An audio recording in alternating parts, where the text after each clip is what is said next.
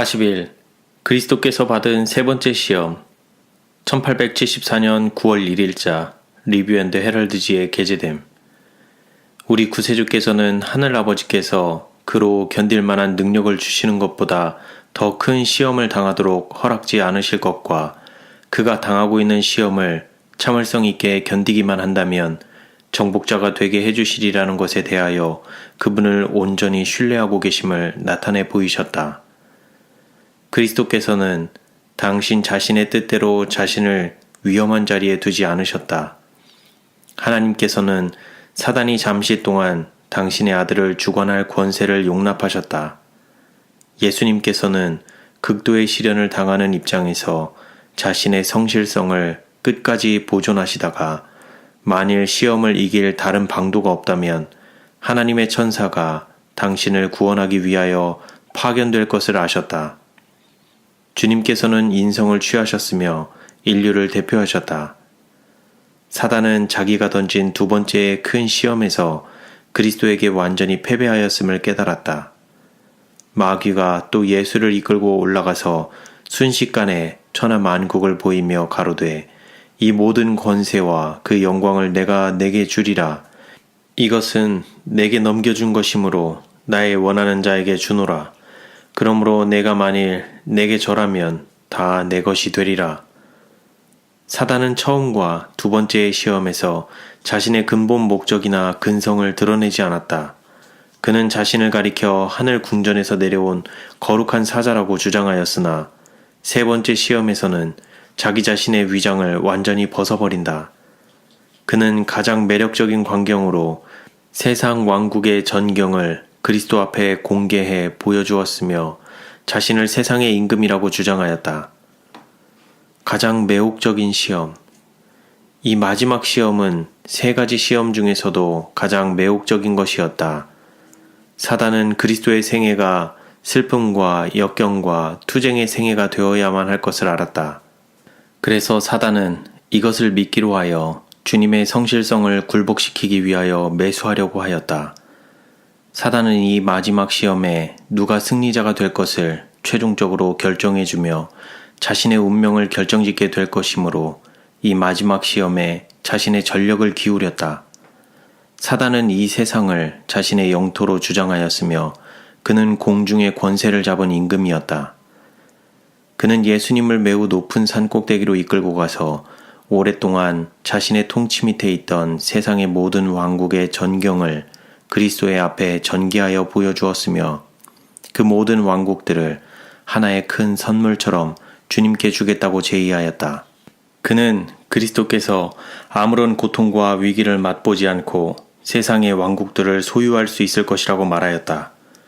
사단은 자기의 홀과 통치권을 내줄 것을 약속하였으며 그리스도께서는 한 번 찬성하심으로 이 세상의 정당한 주권자가 되실 것이었다.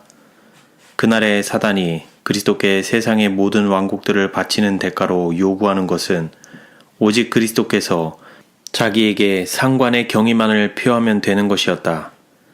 예수님의 눈은 한순간 자기 앞에 펼쳐진 영광스러운 광경을 바라보았다. 그러나 주님께서는 즉시로 눈길을 돌리셨으며 황홀한 장관을 외면하셨다. 주님께서는 유혹자와 희롱함으로 자신의 확고한 성실성을 위험에 빠지게 하는 일을 하실 수 없으셨다. 사단이 경의를 표해달라고 관청하였을 때 마침내 그리스도의 거룩한 의분은 더 참을 길이 없었고 신성을 모독하는 사단의 억서를 그 이상 더 허용할 수 없었으며 당신 앞에 그 모습을 나타내는 것조차 허락지 않으셨다. 여기서 비로소 그리스도께서는 당신의 거룩한 권위를 행사하셨으며 사단에게 물러가라는 명령을 하셨다. 사단아 물러가라. 기록되었으되 주 너의 하나님께 경배하고 다만 그를 섬기라 하였느니라. 교만과 횡포로 가득 찬 사단은 자기 자신이 이 세상의 정당하고도 영구적인 통치자이며 세상의 모든 재물과 영광을 소유한 자라고 선언하였으며 마치 자기가 세상과 그 가운데 있는 만물을 만든 창조주인 양 지구에 살고 있는 모든 인간의 존경을 받아야 한다고 주장하였다. 그는 그리스도께 이 모든 권세와 그 영광을 내가 내게 주리라 이것은 내게 넘겨준 것이므로 나의 원하는 자에게 주노라고 말하였다. 사단은 만약 그리스도께서 자기를 섬기기만 한다면 그의 모든 주장을 주님께 넘겨주기 위하여 특별한 계약을 체결하려고 노력하였다. 창조주에 대한 이 모욕이야말로 하나님의 아들의 의분을 불러일으켜 사단을 견책하여 물러가게 하였다. 사단은 첫째 시험을 시도하는 중에 자신의 근성과 목적을 완벽하게 은폐하여 그리스도께서 자기를 하늘에서 패배하여 내어 쫓긴 타락한 천사장으로 알아보지 못하리라고 스스로 장담하였다. 사단아 물러가라는 그리스도의 철회 명령은 주님께서 처음부터 그의 정체를 알고 계셨다는 증거였으며, 그래서 하나님의 아들에게 시도해본 모든 기만적인 술책은 실패로 돌아가고 말았다. 사단은 만일 예수님께서 인류를 구원하시기 위하여 돌아가셔야만 한다면 얼마 후에 자기의 권세가 끝장을 보게 될 것이며 종국에는 자신이 멸망하게 될 것을 알고 있었다. 그러므로 하나님의 아들께서 시작하신 이 위대한 사업이 완성되는 것을 저지시키기 위하여는 모든 수단을 강구하여 막아보려던 것이 그의 연구한 계획이었다. 인류를 위한 구원의 계획이 실패하는 경우 그가 주장해오던 이 왕국은 자기의 것으로 보존할 수 있었다. 그리고 만일 그가 성공할 수만 있다면 하늘에 계신 하나님과 대적하여 이 세상을 통치할 수 있으리라고 스스로 장담하였다. 예수님께서 천국을 떠나셨을 때 당신의 권능과 영광마저 그곳에 버려두고 오신 것을 보고 사단은 기뻐 날뛰었다. 그는 하나님의 아들이 자기의 소나기 안에 놓이게 되었다고 생각하였다. 에덴 동산에서 거룩한 한 쌍의 인간을 유혹하는 일에 너무나도 쉽사리 성공하였으므로 그의 흉악하고 교활한 권세를 가지고 하나님의 아들까지도 정복할 수 있고 자신의 생명과 왕국을 구원할 수 있기를 바랐다. 사단이 예수를 유혹하여 아담과 하와에게서 성공을 거둔 것처럼 하늘 아버지의 뜻을 떠날 수 있게 할 수 있었다면 그의 목적은 성취되었을 것이다. 예수님께서 당신의 생명을 바치심으로 사단에게 속하였던 것을 구원하시고 하늘과 땅에 있는 만물이 주님께 복종해야 할 때가 와야만 하였다. 예수님께서는 확고부동하셨다. 주님께서는 고난의 생애와 굴욕적인 죽음을 택하셨으며 이 지상 왕국의 합법적인 통치자가 되시고 이 왕국들을 영원한 당신의 소유로 삼을 수 있는 길, 곧 하늘 아버지께서 지정하신 길을 택하기로 하셨다. 사단 역시 그분의 손에 영원한 파멸을 당하게 될 것이며 예수님과 영광 가운데 있는 성도들을 더 이상 괴롭히지 못하게 될 것이다. 시험을 결정적으로 물리치심. 예수님께서는 이 음흉한 원수에게 사단아 물러가라 기록되었으되 주 너의 하나님께 경배하고 다만 그를 섬기라 하였느니라 고 말씀하셨다. 사단은 주님께서 하나님의 아들이시라는 증거를 자기에게 보이라고 그리스도께 요청하였는데 이 경우에 사단은 이미 자기가 요청한 증거를 가지고 있었다. 그리스도의 거룩한 명령을 받은 사단은 순종할 수밖에 없었다. 그는 격퇴당하였고 잠잠하게 되었다.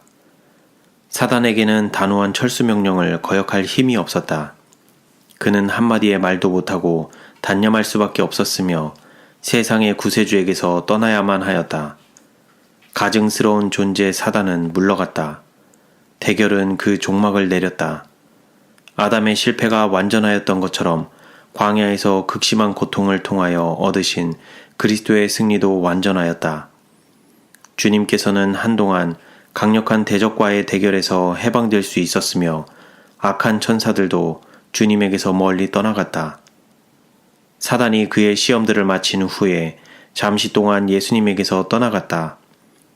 원수는 정복되었으나 그 투쟁은 장기간에 걸친 것이었고 지극히 괴로운 것이었다. 사단의 시험이 그친 후에 그리스도께서는 기진맥진하여 기절하셨다. 주님께서는 마치 죽어가는 사람처럼 땅에 쓰러지셨다.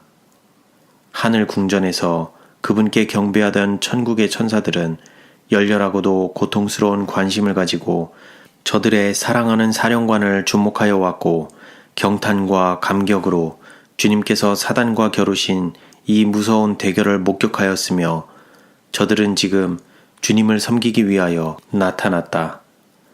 주님께서 마치 죽은 사람처럼 쓰러져 계셨으므로 저들은 주님께 음식을 대접하였으며 기운을 차리시도록 보살펴드렸다. 천사들이 세상의 구주께서 인류의 구원을 성취하시기 위하여 형언할 수 없는 고난을 겪으신 것을 알게 되었을 때 놀라움과 두려운 심정으로 가득 차게 되었다. 하늘 궁전에서 하나님과 동등하셨던 주님께서 6주일 동안 금식하신 후 수척해지신 모습으로 저들 앞에 쓰러져 계셨다. 주님께서는 하늘에서 추방된 배도한 천사장과 더불어 홀로 고독하게 싸우셔야만 했다. 그분께서는 과거의 어떤 인간보다도 더욱 밀접하고 혹독한 시험을 견디셔야만 하셨다. 흑암의 세력과의 전쟁은 주님의 연약하시고 고통스러운 상태에서 그리스도의 인성이 당하기에는 너무나도 오래고 격심한 전쟁이었다. 천사들은 하늘의 아버지께서 당신의 아들에게 보내시는 사랑과 위로의 기별을 가지고 왔으며 온 하늘이 주님께서 인류를 위하여 얻으신 완전한 승리의 계가를 올렸다는 보증을 주었다. 구원받은 인류가 구세주와 더불어 하나님의 보좌 곁에 서게 될 때까지 인류의 구원의 대가에 대하여 충분히 깨달을 수 없을 것이다. 그리고 저들이 영원한 생명의 가치와 영원한 보상이 무엇임을 알게 될 때에 이르러서 승리와 영원한 계가의 노래를 부르게 될 것이다. 큰 음성으로 가로되 죽임을 당하신 어린 양이 능력과 부와 지혜와 힘과 존귀와 영광과 찬송을 받으시기에 합당하도다. 또 요한은 내가 또 들으니 하늘 위에와 땅 위에와 땅 아래와 바다 위에와 또 그 가운데 모든 만물이 가로되 보좌에 앉으신 이와 어린 양에게 찬송과 존귀와 영광과 능력을 세세토록 돌릴지어다 라고 묘사하였다. 비록 자신의 가장 강력한 노력과 가장 유력한 시험에 패배를 맛보았을지라도 사단은 장차 어떤 기회에 더욱 성공적인 결과를 거둘 수 있으리라는 희망을 완전히 포기하지 않았다. 그는 그리스도를 대항하여 자신의 세력과 술책을 시험해 볼 수 있는 그리스도의 봉사기간을 내다보았다. 사단은 하나님의 택하신 백성인 유대민족의 이해력을 어둡게 하기 위한 계획을 세워서 저들이 그리스도를 세상의 구세주로 식별할 수 없게 하였다. 사단은 저들의 마음 가운데 하나님의 아들에 대한 시기심과 질투심과 증오심을 채워주므로 저들이 주님을 받아들이지 않고 이 지상에서 주님의 생애를 가급적 가장 쓰라린 생애로 만들 수 있으리라고 생각하였다.